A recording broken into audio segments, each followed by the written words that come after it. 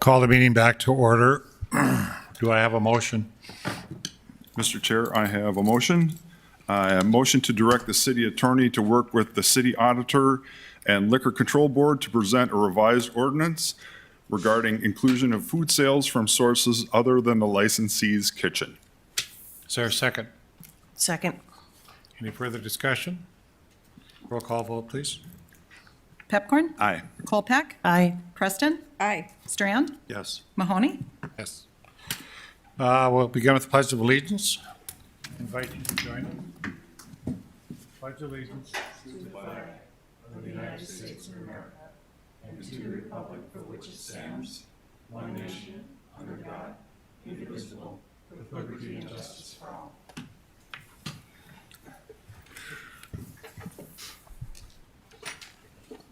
Health. In recognition of the National Public Health Week, Fargo Cast Public Health will host a spring open house at their main location today until 7 p.m. Activities include kids dance, food safety, blood pressure screenings, and youth kickboxing, just to name a few. The event is free and open to all ages.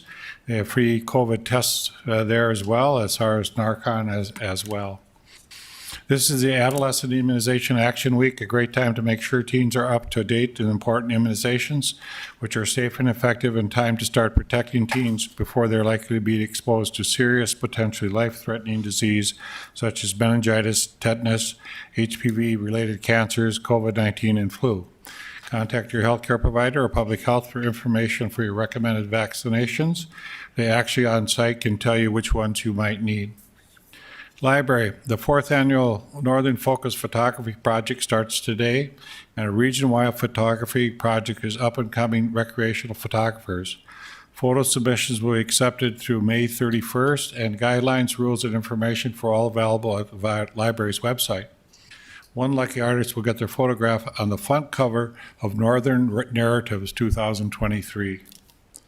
The craft supply swap is April 15th from noon to 4 in the downtown main library. Residents are encouraged to drop off new or gently used craft supplies such as thread, yarn, beads, craft kits, craft instruction books, fabric, and patterns. Those who donate craft items in advance will get an early entry ticket for the swap. Water power plant. Water Utility Director Troy Haw joined Bismarck Utility Operations Director Michelle Close as North Dakota Section representatives for the American Water Works Association matters fly-in to Washington, D.C. Troy and Michelle visited with the offices of Senators John Hoeven, Kevin Kramer, and Congressman Kelly Armstrong about national and state drinking water topics, including water infrastructure funding, cybersecurity, and source water protection. At the fly-in, AWWA was celebrating the 100th WIFIA loan. The FM diversion was one of the first 100 WIFIA loans, and Senator Hoeven was instrumental in helping secure the loan to make the FM diversion funding plan work. Troy and Michelle also met with EPA officials to discuss the new lead and copper rule requirements and associated federal funding. Of note, there were about 140 attendees at the fly-in, of which 3 were North Dakota UND graduates. North Dakota State University graduates, excuse me. I didn't want to get that wrong. And John, interesting enough, they did find there are some grants for lead piping in City of Fargo that Troy is going to look into, where we might be able to get funding of lead piping from the house to the curb, that we may be able to help some houses get rid of lead piping. Tonight we have another video from Fargo Cast Public Health. Pollinators play a vital role in pollinating around 70 to 80% of the flowering plants in Midwest region. Pollinators contribute to seed production and environmental factors such as filtering stormwater, providing wildlife habitat, and improving soil quality. Here's the ways you can help contribute to adding more pollinators to our community.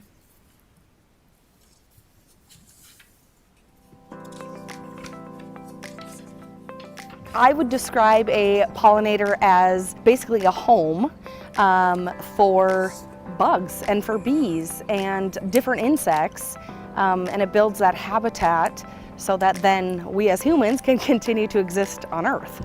There's many different kinds of pollinators. They can be used as like natural landscape. You don't need to get, the $40 flowers. You can just plant a native pollinator and they'll come back every year. They're very important. Most of the food that we eat is pollinated by insects. Whether it's corn or soybeans or vegetables or even apples and trees, even oak trees are pollinated by insects. So pollinators are very, very important. If we didn't have pollinators, we really wouldn't have a food system. It's kind of frightening a lot of times when we do install these native pollinator plants and how quickly the bees, the butterflies, the moths come. And that's kind of frightening because we're realizing that they don't have a lot of food. So we're giving them kind of a buffet, and ideally I would love to see a lot of private businesses, go to native landscaping. Another benefit of it too is that it's much less work. With VTC, a lot of our individuals have physical and mental limitations, and they love to volunteer in our garden. Watering them and taking good care of them every day.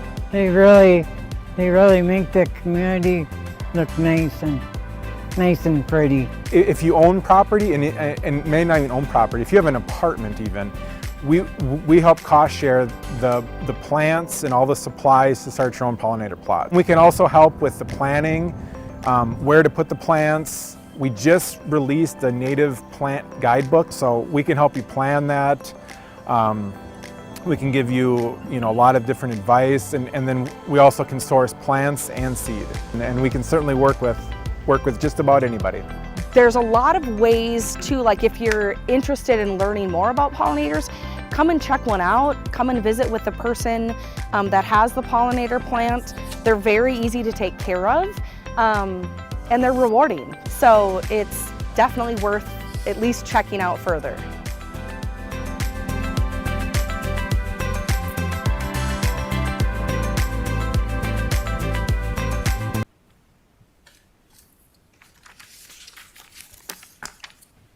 Very good.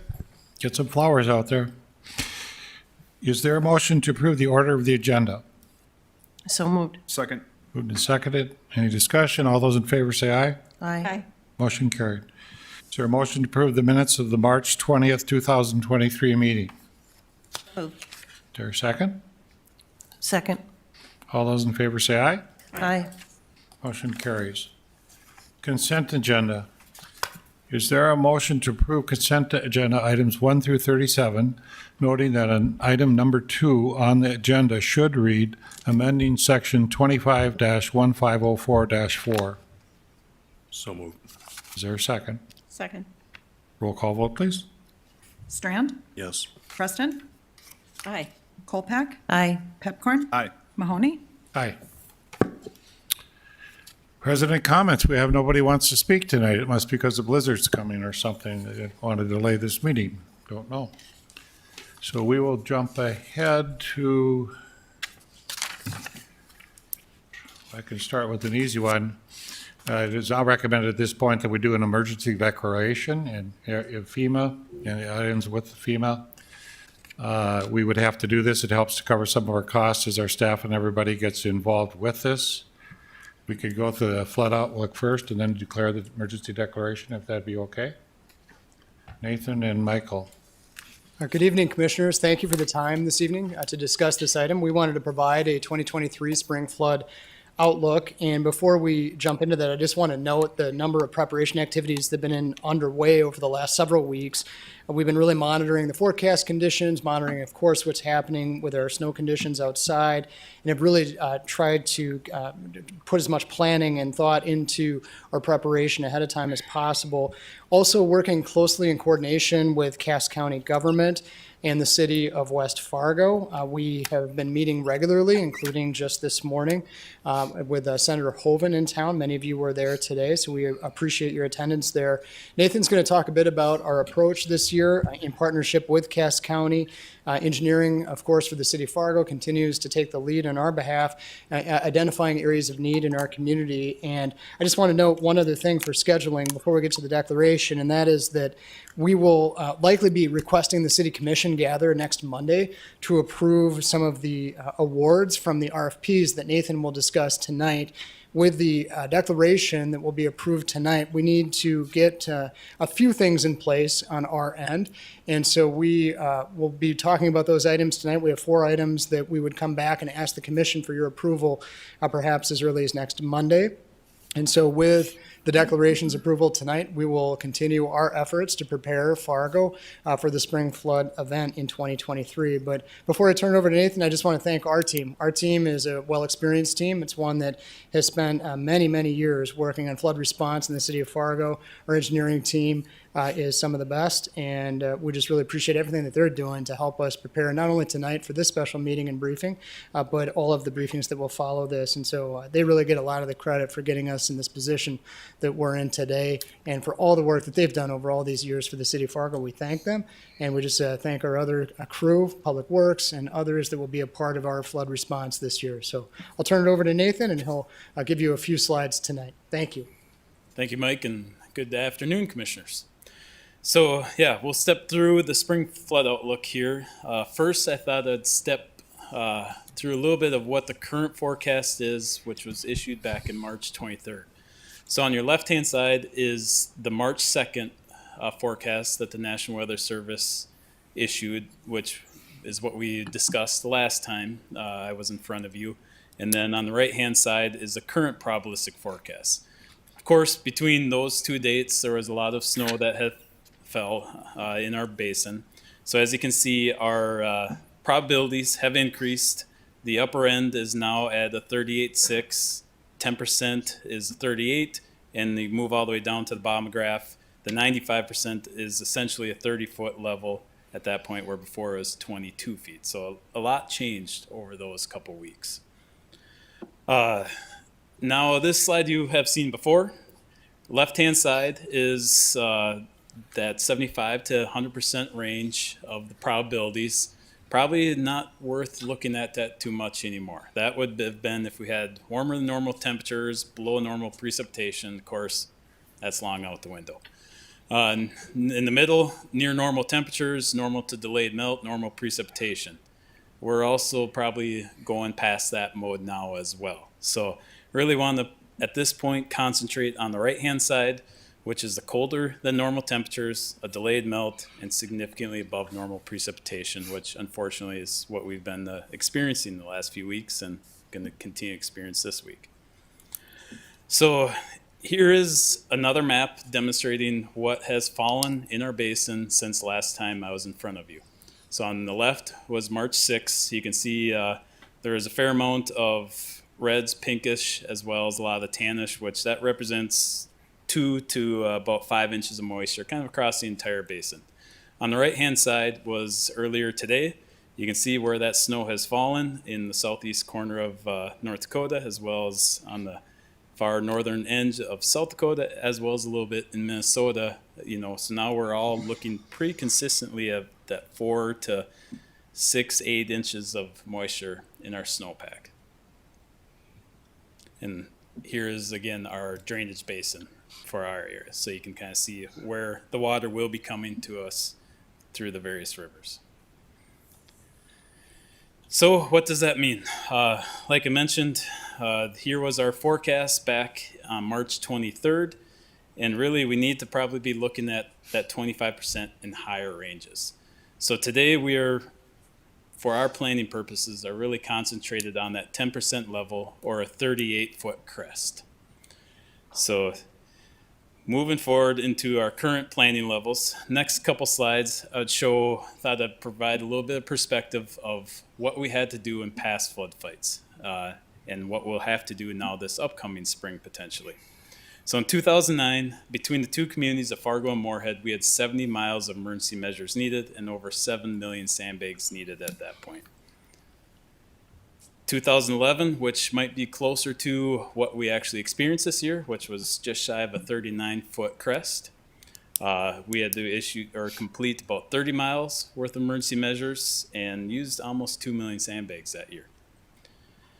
So since then, though, we have been able to complete a lot of work up and down the river corridor as well as along the drain system. So to date, we've constructed about 27.5 miles of levees. as I mentioned before, if we experience a 2009 flood again this year, that would reduce our sandbag count by about 5.5 million. So we'd be needing roughly about 500,000. Luckily, we're not talking those levels yet today. So we are talking, though, like I mentioned, looking at the 38-foot crest, but we have developed in engineering, a plan for a 37, 38, and a 39-foot crest. So at 36-foot river crest, if we had a good melt here moving forward, we wouldn't need any emergency measures. At 37 feet, we need just under a mile, 38, about 2 miles, and then at 39, about 6 miles. As I mentioned before, currently for our planning purposes, we're basing everything off of the 38-foot river crest, knowing that we can go up and down fairly easily as we determine what that deterministic forecast eventually is going to be for our river. So where on the 38-foot crest are our emergency measures locations? Well, they're scattered all over town still. We have roughly 23 locations we'd have to be. 8 of those would be emergency clay levees, 10 would be a rapid deploy project, so kind of the trap bag that we have used in the past, as well as 5 different sandbag locations at that level. So moving into the sandbagging, Mike mentioned a little bit that we have coordinated with the Cass County Highway, or Cass County, and they are going to be completing the sandbag filling operations at their facility out their highway department in West Fargo. Cass County is coordinating all the volunteer efforts on that, so we would steer anybody looking to volunteer to their website, casscountynd.gov, to learn more about the various volunteer opportunities. Right now, we are scheduled for 4 days of operations starting April 11th from 9 to 8 p.m. I know they're working quite extensively with the various school districts to have them engaged, mainly in the normal business hours. So if individuals are looking to help volunteer, it'd be probably more in the late afternoon, early evening hours that they probably need the most volunteers at that point. Depending at that point, on the 14th, what the forecast is looking like in terms of weather, as well as if we are starting seeing any river reactions upstream of us, we may need to continue those sandbag filling operations as well. And the county is prepared, as well as we are, to continue to keep that operation moving in case we do need additional sandbags if the river is projected to go higher than what we're currently planning for. So at that 38-foot crest, though, the goal is 80,000 sandbags to be filled, which 20,000 of them would be for the city of Fargo. So the city is going to be providing staff out at the highway department to assist coordinating all the volunteers. At the same time, the Cass County Highway Department is going to be providing staff as well. So it's a joint effort between the two entities to fill these sandbags. As Mike mentioned, we are going to be issuing a few RFPs tomorrow for outside assistance. These RFPs are standard ones that we issue at this point, supplying the necessary materials for filling the trap bags, as well as any crushed concrete or rock that we may need during our emergency levee operations, the installation of those emergency measures, so the rapid deploy and the clay levees, traffic control. We know we will be having street closures this upcoming spring, and then Public Works is also working on standby pumps for our storm water pump stations, as well as any transporting needs for the sandbags. So those are the RFPs that will be getting issued. We do not anticipate starting any emergency levee construction, though, until we do have that deterministic forecast, which is probably still 10 to 14 days out, at least. So outside of the emergency levee operations, I also want to briefly touch on some of the other operations that we will be implementing as we start experiencing the flood. Once the river reaches a level of 16 feet, Ben's Public Works employees will be starting to close all the stormwater gates in the city. So we have 85 different stormwater pump stations throughout the city. So once the river reaches a level of 25 feet, all gates will be closed and the city will be in the 100% pump situation. So what that means is any snowmelt that may still be occurring at that point or rainfall that occurs will be pumped through our pump stations to still get out to the river to make sure that we don't flood ourselves out within the protected area. So we still have to handle the water that is running off within our streets. Also, at river stage 30 feet, Public Works will start installing all the removable closures that we have throughout the city.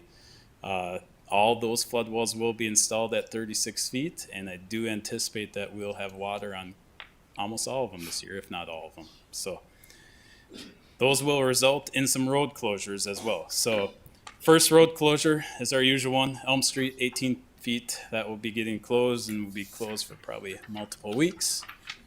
Next up is the 12th Avenue North Bridge at 28 feet. That will be closed between the cities of Fargo and Moorhead.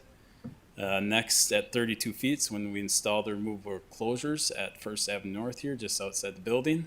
That will limit that bridge from being open anymore. 37 is 52nd Avenue closed. 39 feet is when the bridges 36th Street and 40th Avenue down by the Fleet Farm area are closed. And then lastly, we have two additional bridges, 25th Street by the Rose Creek Golf Course, as well as 52nd Avenue over Drain 53 over kind of that Sweet Shots area will be closed. So as we continue to progress up in River Height, there will continue to be impacts to the traveling public with all these closures. And with that, available for Any questions, Commissioners? In your packet, you have the declaration, emergency declaration. This goes for 30 days, and if we have to continue it, the commission will meet and vote on it as well. Do I have a motion? I'll make the motion. Is there a second? Any discussion? Mr. Kolpak? Thank you. So at this morning's meeting with Senator Hoeven, there was an interesting comment made that, you know, as a metro, we have many new residents who have moved into the area who probably have never gone through an event like this. So I think it's important that we just really remember we have great expertise here of city staff and our area partners. But we also have a lot of good, robust communication that will be ongoing as well with the public. So, you know, I know to declare an emergency declaration can seem ominous right now, but just want to reassure that there will be good communication throughout the process with residents. The other issue is that although 100 or 80,000 to 100,000 sandbags doesn't seem that much, you need 80 to 100 people on the spider to make it functional. So we really need volunteers to step it up on this one. And just think about, we don't have to make 1 million, we don't have to make 2 million sandbags. We only make 80 to 100,000. So it'd be helpful. The reason we have it 4 days is to get it done, and we've done it 14 days before, so this is a much shorter period of time. But just if you have the time, please get out there and help. And there's too many people, just help cheer them along, take a break, and those types of things. So, moved and seconded. Roll call vote, please. Pepcorn? Aye. Preston? Aye. Kolpak? Aye. Strand? Yes. Mahoney? Aye. Item 39, public hearing, Ernstein's addition. Denial was recommended by the Planning Commission on 3/7/23. Zoning change to repeal and reestablish a conditional overlay. Donald Crest to explain this one. Good evening, Commissioners. Donald Kress of the Department of Planning and Development. I'll be presenting the next three items. Items 40 and 42 include an ordinance prepared by the City Attorney's Office. Mr. Mayor, may I just ask, the applicant had asked that item 41 be continued to the May 1st City Commission agenda. Does there need to be an action related to that? Or? We can do that when you get to it, yes? Yes, sir, thank you. As the mayor has stated, item 39 is Erskine's addition, which is a request to modify a conditional overlay. This property is located on 13th Avenue South and University Drive here. It's you'll recognize the location when we look at the sign there, just as a location. This is Olivet Lutheran Church here, and a close-up of the subject property. This is Mr. Steve Stremick's financial business, and he has a four-sided digital messaging sign out in front here, and that is the subject of this conditional overlay, the maximum height allowable for that sign. As you see here, we've probably all driven by this sign, a couple different views of it here, and again, different views of it here. As you can see, the sign was damaged by an impact about a year ago in 2022. And it damaged not only the base of the sign, but the electronics of the sign. Again, here's the zoning for that, the limited commercial zoning. And the applicant is proposing that the current conditional overlay limits the maximum height of the sign to 8.5 feet, which it is just about at now. He would request it to be raised to 12.5 feet in height. Here's just a general graphic of how the 12.5-foot sign would look. And then he also plans to provide some reinforcements and some landscaping around it. The applicant provided this drawing, which Mr. Stremick will talk about in a little bit here. Again, looking down from the top, here's the sign and some reinforcing posts. And here's a side view of that. As stated in the staff report, staff's and the Planning Commission's recommendation was for denial. There were two findings that staff and the Planning Commission did not feel were met of the 4 required findings for a zone change. I can go into those if you'd like, or if we can just go forward here. There are a couple comment letters included in your packet, as well as a summary of the discussion at the March 7th Planning Commission is included in your packet as well. The applicant, Mr. Stephen Stremick, is with us this afternoon and may wish to address the commission. The Planning Commission's recommendation is stated in the staff report and shown on the screen, and commissioners note that since the recommendation here is for denial, no draft ordinance for this one was included in your packet. The motion for denial at the City Commission, or the Planning Commission, was 6-1.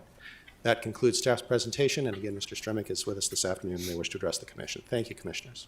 Is there anyone from the public who wishes to speak? And I assume, Stephen, you want to speak? Yeah, I'll speak when that's my turn. Then it's your turn. Okay, the reason we're asking for a height raise in the sign is because we had an uninsured drunk driver, I don't want to call him drunk, but under the influence, hit the sign. And he came all the way across 3 lanes of traffic. You know, it wasn't like he hit it slipping off the road or something. You know, he was going north on University and just T-boned it right in the middle. And so what we're going to do with the new sign, the reason we've asked for a height extension is we're going to embed the concrete posts into the landscaping. You can see there the round things, you know, they're a little exaggerated to scale, but they're going to be those round ones in there. So no matter what direction a vehicle would come at it, it would stop the vehicle. Because I don't like right now to check for 100,000 for a sign. You know what I mean? Especially when we did everything right on this thing. And I'm not going to do it again. And so that's really the reason. We don't know. It could stay at 8 feet. We don't know yet because of the shortage of parts that it takes to get the sign. Because we have to have so much airflow coming in from the bottom. And we won't know till we determine what the height of the reinforcement will be. And then the airflow required for the sign to suck in the air to keep it cool. And so it could be less than, what they asked for, 12.5? Yes, sir. Yeah, it could be less than 12.5. I know our current sign's less than 8 feet. You know, and we were allowed to go up to 8.5, I believe. And so we're just going to do it so that it fits into place properly. And then it'll be all landscaped just like this one was. You know, it'll be a little bigger. It'll be a little farther back. So I believe the structure, the landscaping structure is going to be 12 foot by 12 foot. And they're embellishments, so they don't count against the sign according to your land development code and your sign code. And so what our main thing is we just want to get some protection in. So this for the next time. So there is no next time. That's, you know, and I've heard, you know, comments at the Planning Commission meeting about safety. This country studies everything. They do studies for everything. And there's never been a study that says electronic signs increase accidents. None. Never been one. And so when people say it's safety, that's a mental disorder or something that they have because it does not create problems. There's signs everywhere in the city. And if that's the case, then why do we have any of them? So it's not caused It's not gonna cause any safety changes. It's been there for 10 years, never caused anybody any harm. I also own the property to the north. I'm in the process of buying the next one to the north.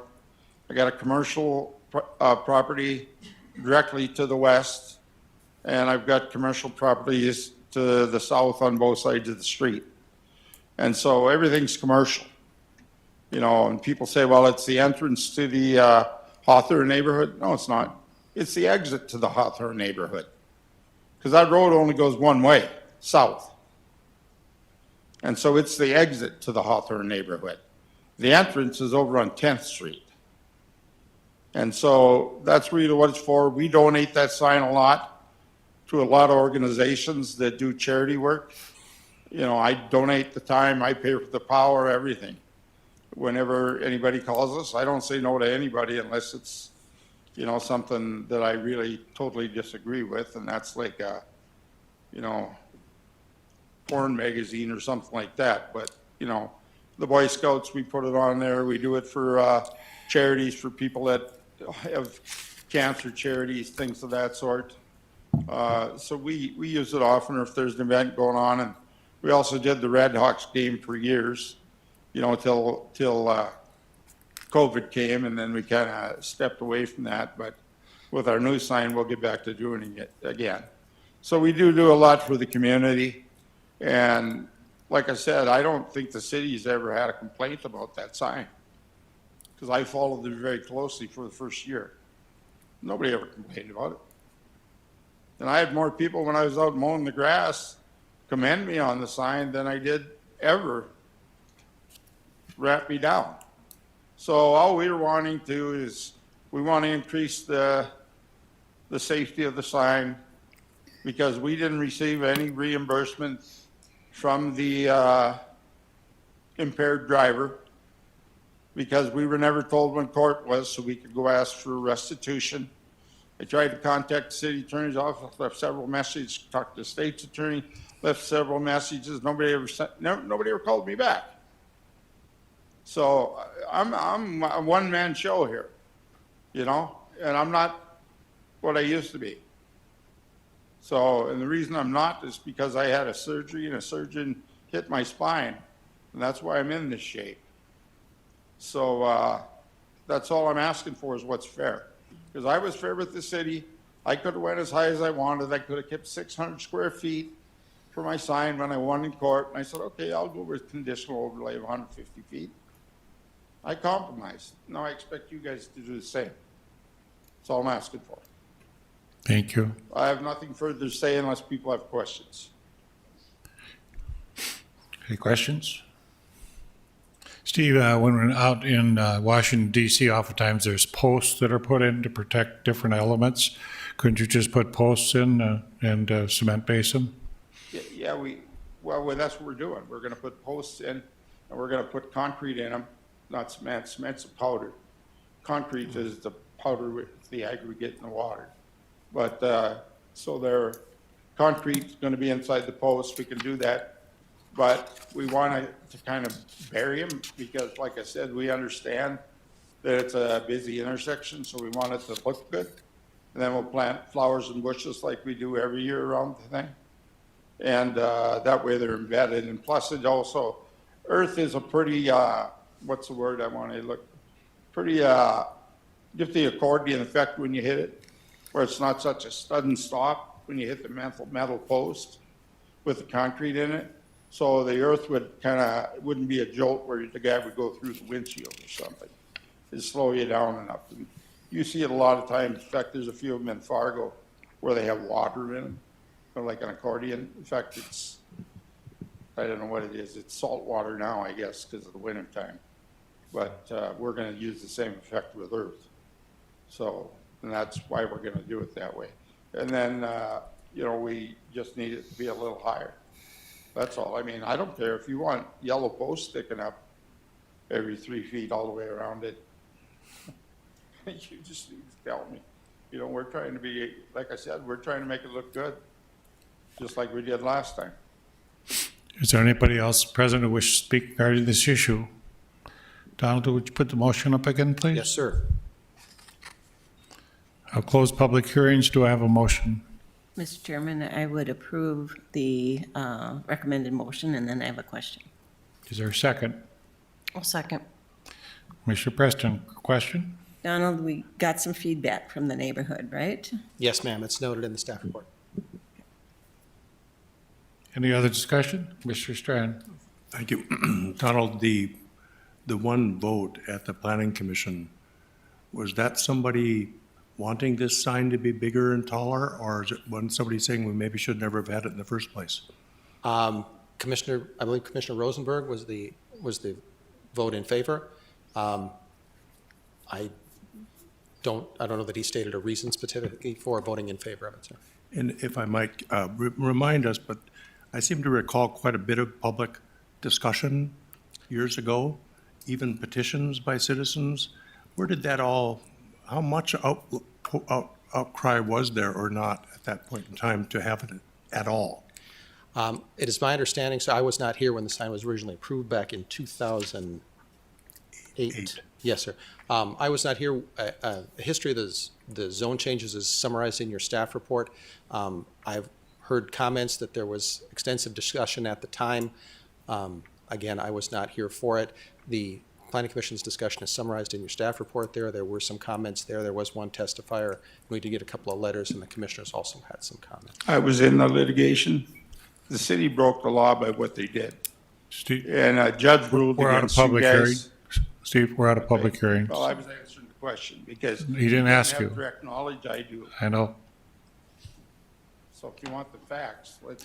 So deal with Commissioner the Strand, facts. I was around in 208. A lot of discussion was electronic signs because we hadn't finished our sign ordinance. So we had a lot of difficulty in trying to fit in different sign ordinances. And the initial concern is that neighborhood, we didn't have electronic signs. So when Steve originally brought this to us, it was a big change for us to go along with it. And he brought good arguments at the time, but we had to fit it within the sign ordinance.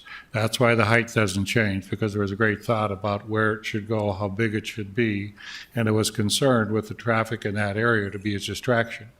To his point, there has not been theoretically an accident reported because of a sign, because we're all looking at signs as we drive past.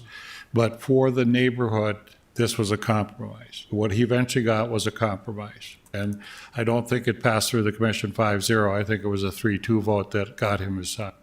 So it's, the neighborhood has some say in this. It's incorrect. I won in court.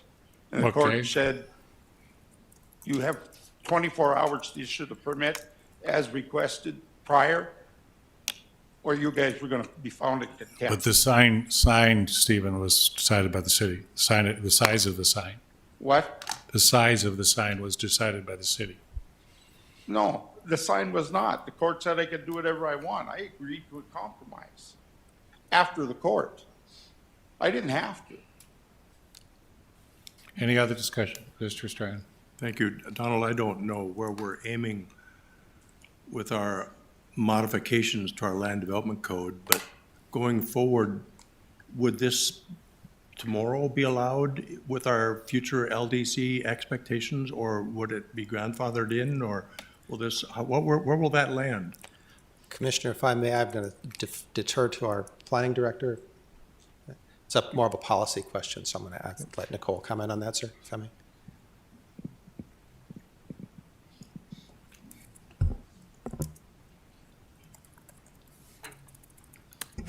Unfortunately, Commissioner Strand, we don't know where that's going to land. It's pretty far out there. I think if we're going in the aspect of design standards and more of a form-based code like our land development code diagnostic told us we should last year, then it's going to be more about the design of it than anything else.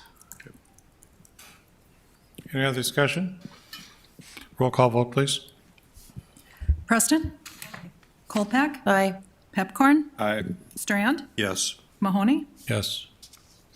Item 40, public hearing, Adams 7th edition, and Thunder Road South. A zoning change from general commercial to conditional use permit with limited industrial and a conventional overlay. First reading by the rezoning ordinance. Donald Cross.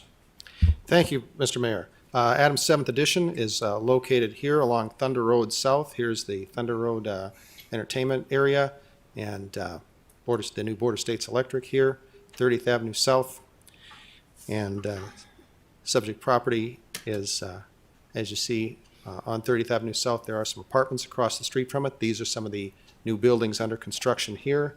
And here's just a different road, or a different view looking across the property from Thunder Road. The property was platted in 2009, but is just now being developed. The current zoning is GC, General Commercial, with a conditional use permit to allow some industrial uses on it.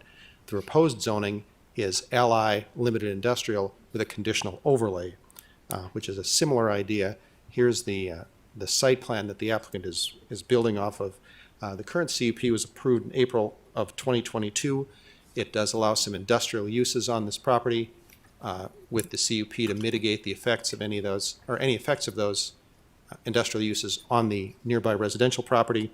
As the site developed, potential tenants were looking at uses that were not allowed under the CUP. So as this went forward with development, the applicant came back to the city, worked with city staff, and determined that the property could be zoned to limited industrial with a conditional overlay, different than a conditional use permit, which would achieve basically the same effect of allowing industrial uses on this property, but again, mitigating the effects of the industrial uses on the nearby neighborhood. So the conditions of the conditional use permit are stated in Mr. Moran's staff report and included in the approval motion. If that zoning, this zoning change is approved, the existing conditional use permit will no longer be effective. The project representative, Josh Benson of SJ Thunder Road, is here this evening and may wish to address the commission. The Planning Commission's recommendation is stated in the staff report and shown on the screen. Again, this includes the conditions of the conditional overlay. This concludes staff's presentation. Thank you, Commissioners. Gentleman President wishes to speak in regards to this zoning. Gentleman wishes to speak? If not, do I have a motion? Mr. Chairman, move to approve. Is there a second? I'll second. Further discussion? Are those going to be storage areas, or what are they going to be? I would ask the applicant what, I've not worked on this case directly, sir. I would ask the applicant what he has in mind.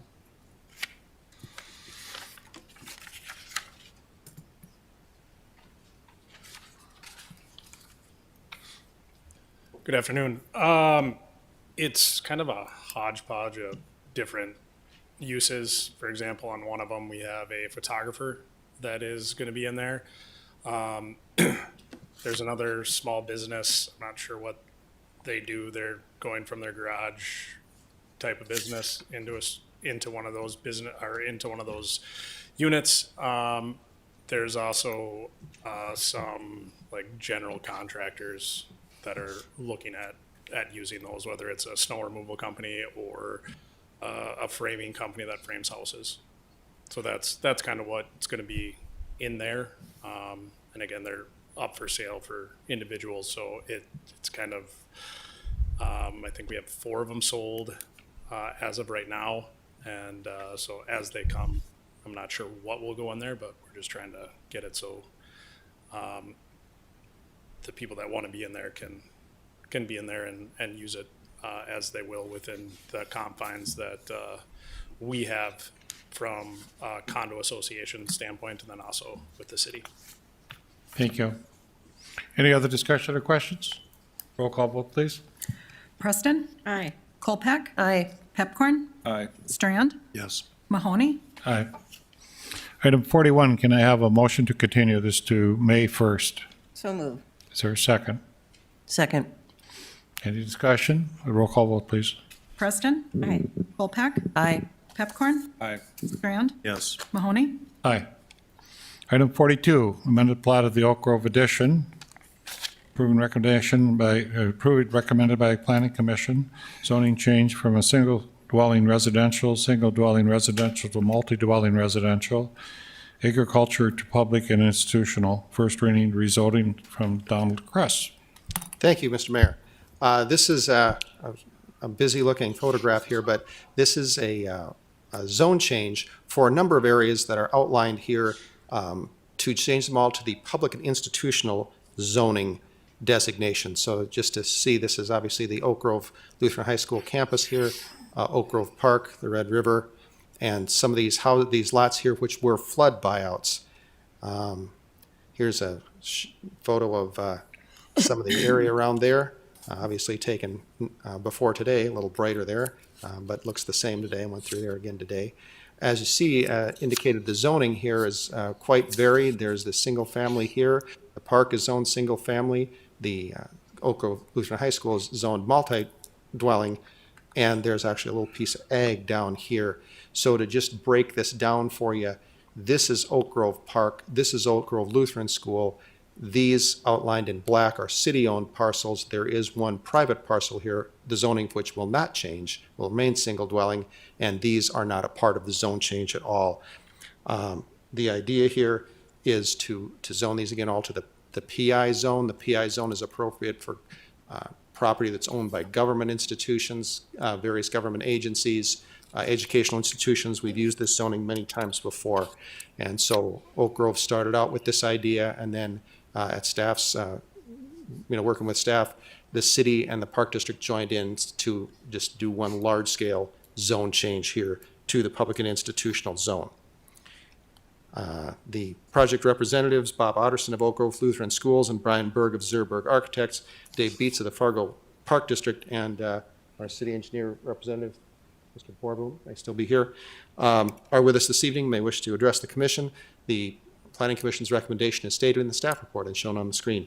That concludes staff's presentation. Thank you, commissioners. Is there anybody in the public who wishes to speak to this change in ordinance, change in plating? Anybody wanting to speak? If not, I'll close the public hearing. Do I have a motion? I'll move the recommended motion. Is there a second? I'll second. Any discussion? Roll call vote, please. Preston, Aye. Colpack, Aye. Pepcorn, Aye. Strand, Yes. Mahoney. Aye, motion carried. Thank you, commissioners. Mayor? Yes. Before you go on to the next topic, just a question. We've been talking a few times about the membership of the Planning Commission and the vacant seats, and it was my sense that had to be addressed statutorily. Is that being done by the legislature? Wasn't there an issue where we had to have them revisit who the members are because we can't fill the vacancies on the commission? I thought. Mr. Chairman, there's Commissioner actually Preston. a requirement for 3 from the extraterritorial area. And they've had trouble. They've been recruiting, the county's been recruiting, just can't fill them. I don't know if there's been an attempt to change the state requirement. Yeah, I mean, then you're going to be talking across the state and whether that's worth the effort. Yeah, I'm not aware of any legislative bill in this session regarding that, commissioners, but again, I don't know all the bills, so that might be something to talk to your legislative rep about. But meanwhile, we continue with these vacancies that we can't fill. Yeah. It's occurring to me while the legislature's meeting, and it won't be for 2 more years, they're back again. Okay, thank you. Going to item 43, application transfer license, FA Golf, alcoholic beverage license for Living the Dream at Legends at Kerberstein and the 19th hole Rose Creek to be located at 1500 East Rose Creek Parkway. Steve Sprague to explain. Good evening, Mayor and Commissioners. Before you have a transfer of a liquor license. It is for the Rose Creek Golf Course. After 1 year of operating Legends, the owners have decided that they were not going to continue operation, and so the Park District worked to find an operator for that facility, and it is before you tonight. We've done the background check, and it does come to you with a recommendation of approval from the Liquor Control Board. Is there anybody who wishes to speak to this license transfer? Is there anybody who wants to speak to it? If not, we'll close public hearing. Do I have a motion? I'll make the motion. Is there a second? Second. Roll call vote. Pepcorn, Aye. Preston, Aye. Colpack, Aye. Strand, Yes. Mahoney. Aye. Application for a Class GH alcoholic beverage license for Spaghetti Western, doing business as Spaghetti Western to be located at 524 Broadway North. Steve Sprague to explain. Yes, thank you, Commissioner. So the GH is a beer and wine license, and it requires that the food sales exceed the alcohol sales. The alcohol is only to be presented at a table or a booth. There is no bar allowed. And so we've gone through the background check with this applicant. And it does come to you with a recommendation from approval from the Liquor Control Board. Is there anyone present who wishes to speak to this FA license? Anybody wishing to speak? I'll close the public hearing. Do I have a motion? I so move. Is there a second? Second. Moved and seconded. Discussion? Roll call vote. Pepcorn? Aye. Preston? Colpack? Aye. Strand? Yes. Mahoney? Aye. Kevin Gorder, I know you've been anxious to give this because you thought you were first up, but we'll give you our full attention. So I was taking a shot. Maybe I could get out of here a little early, but that's okay. we just flood went over you one time. Okay, now you'll talk about the other Well, end. So The flood is probably more important. We're talking about digging holes in the right of way, and that's not going to happen for a while. So we'll deal with it that way.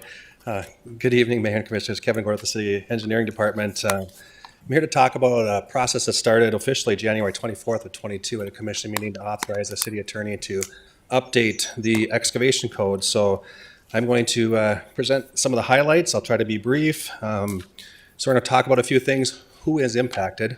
Why are we updating? What are the changes? We're adding something called excavation fees and guidelines, and some talk about the fees, and then we'll compare ourselves to other cities or in the region as we get to the end of the presentation. So who is impacted? So basically the impacts are our plumbers and excavators that are completing sewer services, water service repairs for our residents. So that's really one category of people that are going to dig in our right of way.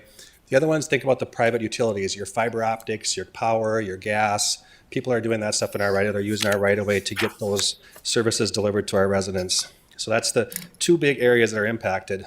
Why are we doing it? The last major update was in 1990, had a minor update in 2016. A lot has changed in this industry since 1990, so it was time to really get this updated. The existing ordinance contains a lot of technical details and requirements, which really change as the industry changes. So what we have done is we're going to have a new ordinance, but we're going to add this excavation fees and guidelines. We're going to take all that technical stuff out of the ordinance and put it in some guidelines. And the guidelines can be approved by resolution by the City of Commissioners. So we don't have to do a full ordinance change to do a quick update to our requirements. So we feel like we can be a little bit more nimble and keep up with the industry and keep changing as the public changes or as the impacts change.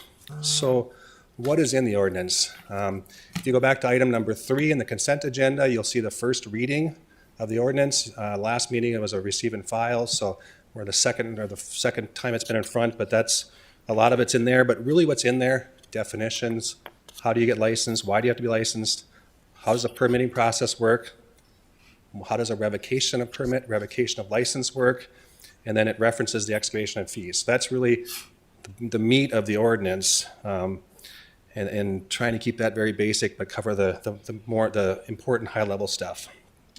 So let's talk about excavation fees and guidelines, and that's really the new document. What we're trying to do is create a new ordinance that improves the consistency for excavation in the right-of-way. So we have contractors doing city projects, we have excavators doing private projects, and we really want to try to be consistent with how we manage our right-of-way, how we put the right-of-way back together when we're all done. So we're going to ask them to be very compliant with our standard specifications, our construction specifications. And I just pulled one detail and just threw it in here. These are the kind of details that are in our standard specifications on how to deal with things.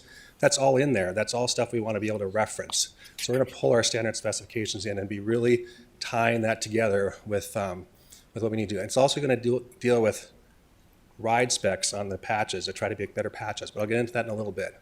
The guidelines are really meant for our licensed excavators, just to try to break it down for the excavators, because they're doing some different things in our right-of-way. So excavation and fees and guidelines, let's just talk about them just a little bit. We'd like to add a concept called protected streets. You can call it what you want. We call it protected streets. We want to try to protect these a little bit. There are arterials, our collectors. So arterials, think 45th Street, Main Avenue, are major streets that move a lot of traffic. Our collectors, think of a 44th Avenue, a 17th Avenue, streets that are smaller but carry people from the neighborhood to the arterials. So we want to protect the collectors. And then we want to talk about streets that have a structural improvement that's 10 years old or newer. These are the streets that either the city or the residents or us together have invested some money in improving them. A new concrete street, a mill and overlay, a new asphalt roadway. These are roads that have really been updated very recently. We want to try to protect all of those type of roads. So what we're going to do is ask the excavators, like our contractors, to do a compaction test with a consultant assisted compaction test. We're going to ask for mixed design so we get better materials, get the right materials that we're using on our projects. And we're hoping that with some of these things, we get a better patch, we'll reduce potholes, reduce problems with the patches. It's really our ultimate goal. Okay. And then we're going to add fees that are associated with the time the public is impacted.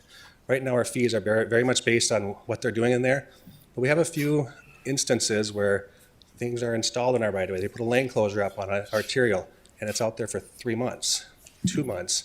We're going to add weekly fees. We want them to get in, get done, and get out. That's really what we want to shoot for in this update. We want to change the effective date of the city excavator license to match the state contractor license. That really simplifies things in our auditor's office. We're going to need to do some prorating. So what we talked about when I talked about the auditor's office was anybody that applies for a license between now and September 1st will pay for a full year. The remainder of the year, there's no charge, and all excavator licenses will expire March 1st. That is when the state contractor licenses expire.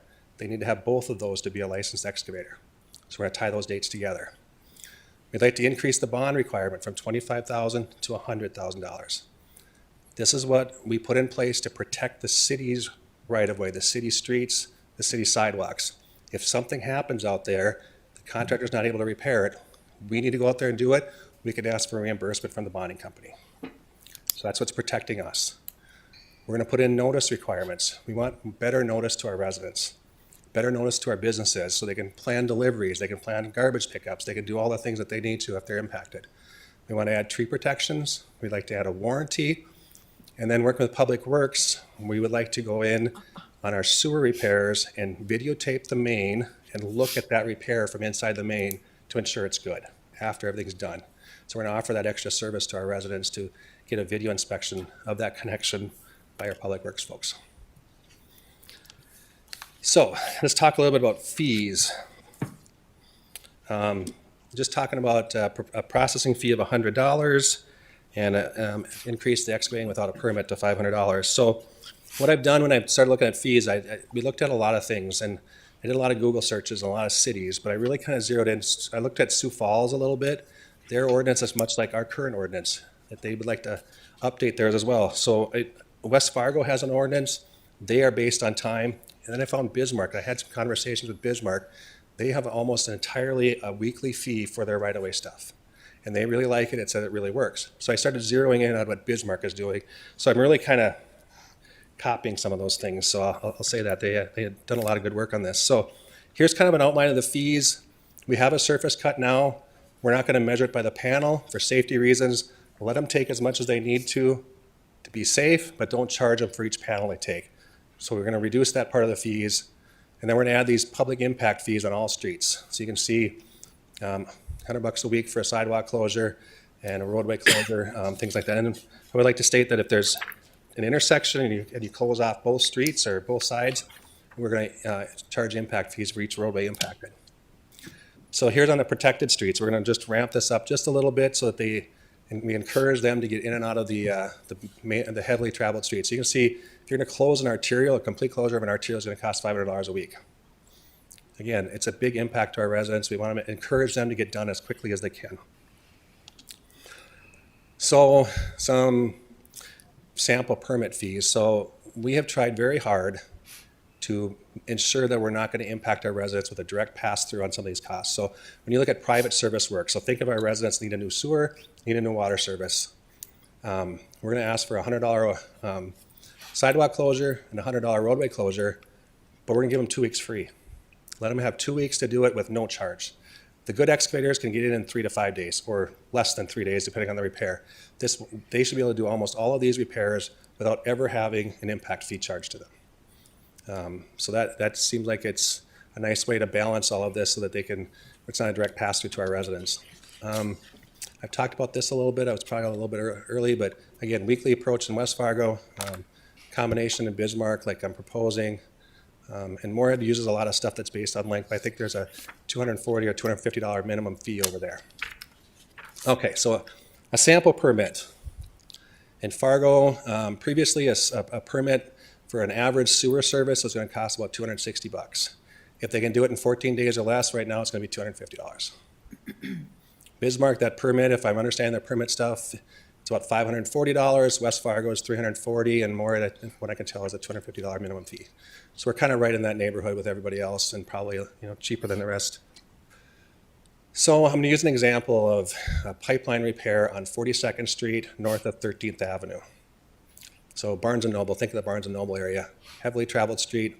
The previous fees for it was $420. They closed 42nd Street for 9 days, so it'd be 2 weeks of impacts. Close it southbound, I'm sorry, not a complete closure, just southbound. The new proposed fee would be $650. In Bismarck, it would be $770. I'm calculating West Fargo's at about $300 and Moorhead at $250. So that's a comparison to in our region. Next steps, so I mentioned that we've had it on first reading. Item number 3 on the consent agenda, the first reading was completed tonight. Next commission meeting will be the second reading and adoption of the ordinance, and then we'll bring the guidelines back for final approval at that time. So I'm not asking for any action tonight. It's just to get these in front of you, quick presentation, and we'll be back in 2 weeks. And you've been studying this for how long now? Since January of 22. I know. Any questions? I do. Mayor. Commissioner Kolpak. Thank you, Kevin. Appreciate the work of you and your team on this. My question is, at a high level, can you kind of, in addition to the research you've done, did you get any input or feedback from the licensed excavators as part of this work? I did. So in the last week, I've talked to 2 of our excavators that do a lot of, they're 2 of the bigger ones. I haven't talked to them all, but they don't seem to have any concerns. I've also talked to Xcel Energy just to see what they have from the private and the service side, how that would impact. And they're like, we understand your costs are going up. We have to kind of keep track with everything. So I think they're in agreement. I mean, that was how the gist I got from the conversation. Great, thank you. Commissioner Strand. Thank you, Kevin. I'm just trying to learn. We had a moment with a contractor not very many months ago. Correct. That I would say was, by my definition, maybe an excavator, an underground That's correct. Yep. contractor. How would this impact that situation, or would it at all, or would it preclude problems, or would it help me? How would they mesh? Well, I think it's more defined in this ordinance than it was before. I know we worked with the city attorney's office on the revocation of a license, and now we have a plan in here, includes an appeal process, and to the commission, it really defines it very nicely as far as what we can do. So probably helps us a little bit from that perspective. I don't know, Nancy, if you want to weigh in on that as far as that goes. I would agree. In fact, you can say you can learn from experience. So some of the experience that we had from that matter was incorporated into the excavation ordinances and resolution. Did that ratification hold? As of today, it is. I guess Okay. I have not applied for any permits yet. Okay. One thing, in this issue, we're going to, one of the things we've added in the ordinance is to require the person doing the work in the right-of-way be the permittee. So we're going to make sure the person that's out there is the one that's going to, we can enforce our specifications, our guidelines, and our ordinance too. Any other discussion? Excellent presentation, thanks. Item 47, legislative update. Mike Redlinger to explain. Well, good evening again, Commissioners. I'll be brief this evening. I just want to provide a brief update. Today is day 57 of the legislative session, and a couple of highlights from our call last Friday with the North Dakota League. All subcommittee votes and work really need to be wrapped up by tomorrow, and so those will return to their respective committees. And we're still anticipating that conference committee work begins next week at the legislature. So we will see the pace continue to pick up as bills need to continue to move out of committees in the opposite houses from which they crossed over. Just a couple of bill highlights and updates. First, I just want to highlight on the league call as well, House Bill 1205. That was our library bill that dealt with the prohibition of certain materials in libraries. That was amended to adopt what was called a Miller test. That was just providing for an annual report that our library would notify the state of what kind of material was in our children's section. And that appears to be on track for approval, although it has not been approved yet. by both houses. And then House Bill 1340, I just want to thank the commissioners for your assistance. Ian really did a great job helping us out there to refresh our written testimony there. That, of course, is the House bill that invalidates our local zoning authority and regulation related to firearm sales that have been on the books for several years in the city of Fargo. And so we will await further direction on that. And then, of course, the last matter last week that it was approved was House Bill 1273. I looked up the vote margins again, just for benefit of the commission. We had a 74-19 vote in the House and a 33-13 vote in the Senate on House Bill 1273, which is our prohibition on approval voting. So if you look at the veto-proof requirements to override, that would be 63 in the House and 32 in the Senate. So a significant number of votes in both houses on that matter. But happy to answer any of the questions that you had. There will be no League of Cities phone call this Friday. Generally, the legislature has met on Good Friday, although it is a state holiday for the rest of state government. And we will also not be having our internal City of Fargo call on Friday as well for our holiday. So happy to answer any questions you might have, but we will return with another update here in 2 weeks. Thank you. Questions of Mike? Okay. Thank you. We are to set the date of the Board of Equalization, which will meet at 7:30 Tuesday, April 11th, 2023. Is there a motion? So moved. Is there a second? Second. Any further discussion? Roll call vote. Colpack? Aye. Pepcorn? Aye. Preston? Aye. Strand? Yes. Mahoney? Aye. Liaison and Commissioner assignment updates. Commissioner Pepcorn, you got anything to tell us? Update. Mr. Preston? None. Commissioner Mahoney, just a lot of things going on in flood preparation. You will see our team kind of gear up for this as well. Would ask commissioners if you'd like to get involved a bit is come about with the sandbagging operation. Sometimes Mike Redinger will have meetings with Nathan and the team, and any commissioner is welcome to attend those. We'll tell the press that could be that, but those will be open meetings as we get more prepared for the flood fight. We at some point might switch with Greg, as we might switch to TV or live TV, so public will know what goes on. It just matters how high the river gets. But the team is fully in gear, and we're happy the county's fully in gear. It's an interesting flood fight in the city of Fargo, not having to do a million bags. So, and Ben's got his team ready to go as well, but you have your challenges the next 2 days, so we'll see how that goes. Mr. Kolpak. 2 slides today, one a regulatory update and one a contest announcement, working with Jefferson School. So the first on the water treatment plant, cybersecurity and utilities is really an issue across the world. And on March 3rd, 2023, the EPA issued cybersecurity requirements for state regulators and water systems. And Fargo Water Utility now is working as a team with both the City of Fargo IS Department as well as other partners regarding the implementation of these new protocols and measures. And the next slide, the Solid Waste Department is hosting their annual Earth Day poster contest with third graders at Jefferson Elementary in my neighborhood. Not that I have anything to do with it. The winning poster will appear on a billboard in the FM area in the month of May, and Mayor Mahoney will present the winning poster to the student in a celebration to be held on April 20th.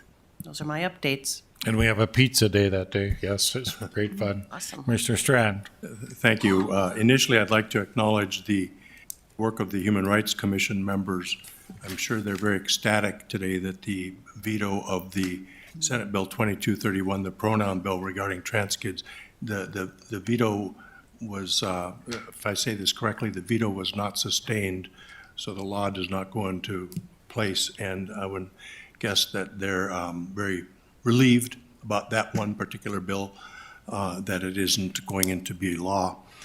I'd also like to update my colleagues about the weekend. Last week, I was at the Congressional Cities Conference in Washington, D.C.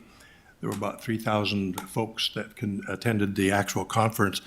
I went early to participate in the Human Development Federal Committee. I'm about one of 30 or so folks across the country that is evolving policies with regards to human development. So senior citizens, substance abuse, pre-child, preschool activities, social programs of all types, aging in place. And it's just more than eye-opening to say the least. If I was to say there's some bullet point topics that are on everybody's radar in the country right now, housing and workforce. Everyone is facing these challenges. We have a lot to learn from each other. I'd say secondarily, public safety, policing, and public health, substance abuse is just a lot to get our arms around in any part of the country. I had meetings with Senator Hoeven's office and with Congressman Armstrong. I would say the fentanyl opioid discussion is just front burner. The conversations, the needs, the focus on these topics, even down to North Dakota, is just really a huge issue for everybody. With Senator Hoeven's office, we also had some discussions about LIHTC, low-income housing tax credits. Locally, there's a suggestion that, for example, North Dakota, to get low-income housing tax credits, we're a small state that's based on population, so the most the state can get allocated is $3 million. The hope is that maybe we can open up and access other low-income housing tax credits by high population states that aren't tapped.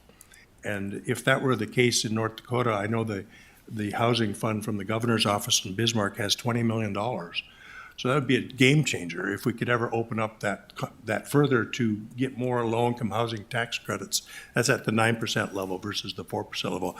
It would just really have a profound impact on the ability to provide housing at the local level.